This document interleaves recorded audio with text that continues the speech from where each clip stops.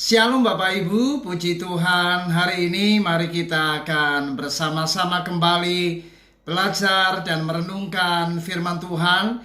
Tema yang akan saya sampaikan dalam renungan singkat yaitu keluar dari masalah hati. Amsal pasal 4 ayat 23 firman Tuhan berkata, "Jagalah hatimu dengan segala kewaspadaan, karena dari situlah terpancar kehidupan." Saudara, ternyata menjaga hati ini sangat penting.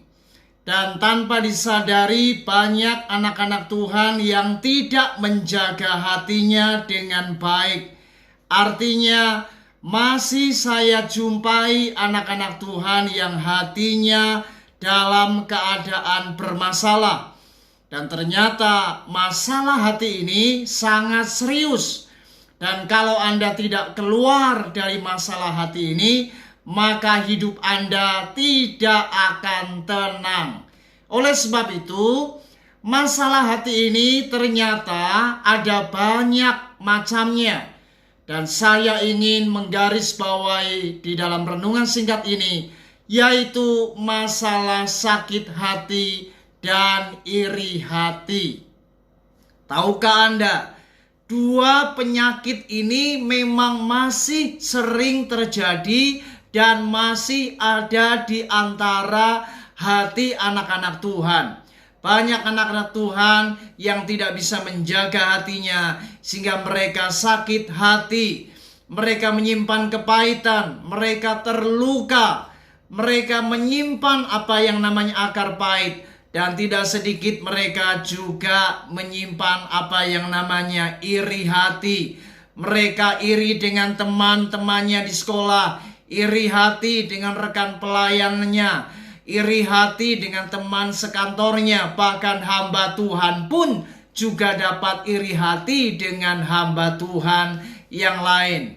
Amsal pasal 14 ayat 30 firman Tuhan berkata, "Hati yang tenang menyegarkan tubuh, tetapi iri hati membusukkan tulang." Iri hati ternyata dapat berakibat membusukkan tulang. Artinya orang yang iri hati, orang yang sakit hati, maka hidupnya pasti tidak akan tenang. Dan karena iri hati, karena sakit hati, ini bisa membawa masalah dan membawa dampak bagi tubuh kita. Oleh sebab itu, mari masalah hati ini harus Anda atasi. Dan ternyata yang bermasalah bukan orang lain, saudara. Ada kalanya kita berpikir, "Pak Pendeta, ini orang yang menyebabkan saya seperti ini. Dialah yang menyebabkan saya sakit hati. Dialah yang membuat saya iri, Pak Pendeta." Saudara, stop, jangan berkata siapapun yang menyebabkan Anda demikian. Justru saya berkata, masalah hati ini sebenarnya berawal dari diri kita sendiri. Kitalah yang tidak bisa menjaga hati sehingga kita sakit hati. Kalau seandainya Anda bisa melepaskan pengampunan, maka masalah hati ini selesai. Kalau seandainya Anda bisa bersyukur dengan apa yang ada pada hidupmu, engkau tidak membanding-bandingkan dengan orang lain, engkau tidak akan pernah apa yang namanya sakit hati dengan siapapun atau iri hati dengan siapapun. Oleh sebab itu, mari keluarlah dari masalah hati ini. Karena orang yang hatinya bermasalah, maka hidupnya tidak akan tenang.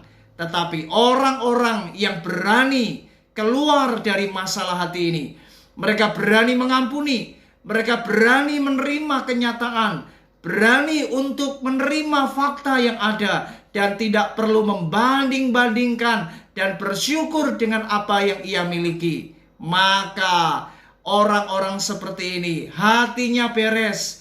Kalau hatinya beres, masalah hatinya selesai, maka hidupnya pasti tenang dan tentu bahagia. Dan orang-orang yang hatinya beres, pasti hidupnya akan diberkati Tuhan.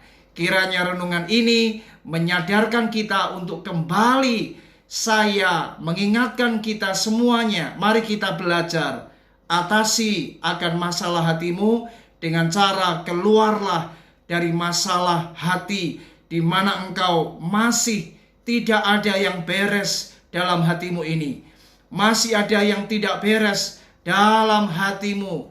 Engkau harus cepat bereskan. Dan saya percaya engkau pasti akan tenang dan kita pasti akan berbahagia. Tuhan Yesus memberkati kita semua. Shalom.